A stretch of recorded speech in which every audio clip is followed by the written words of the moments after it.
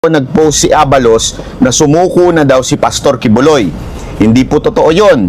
Ang totoo po niyan ay hindi po sumuko sa PNP kasi pinalalabas nila na nahuli daw or kung ano-ano man ang sinasabi nila. Hindi po nahuli ng PNP, hindi po sumuko sa PNP.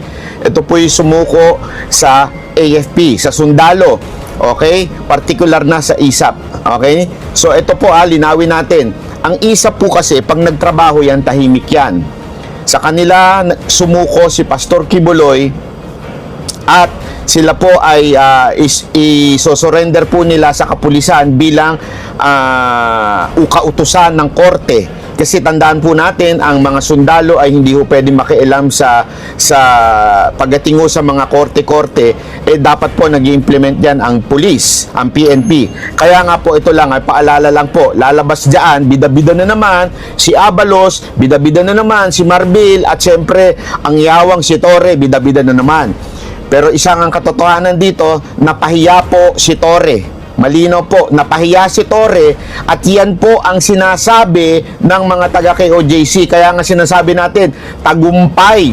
Tagumpay po. Anong ibig sabihin nun? Tagumpay in a sense na totoo ang sinasabi ng mga taga KOJC. Hindi po nagtatago sa loob ng KOJC si Pastor Kibuloy. Sumuko po siya sa AFP, sa ISAP. Again, tahimik po ang ISAP na hindi po nila i-claim yan, hindi po nila sasabihin yan dahil po sila ay simple lang magtrabaho. Pero kaya nga magandang nangyari kasi po sa ISAP, hindi ho, ang mga taga-ISAP po kasi mga profesional.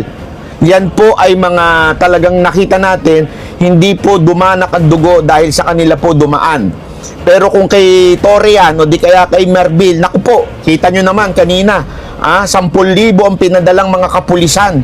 Kung sa kanila po yun, malamang sa malamang, gulo na ho ang nangyari. Sumuko na lang sa sundalo, sigurado meron na silang kasunduan na hindi sila isusuko sa Amerikano. Yun lamang po ang gusto ni Pastor Kibuloy. Ibig sabihin, tagumpay po yung pinaplano ni Pastor Kibuloy na harapin ang kaso sa Pilipinas. Hindi yan ang issue.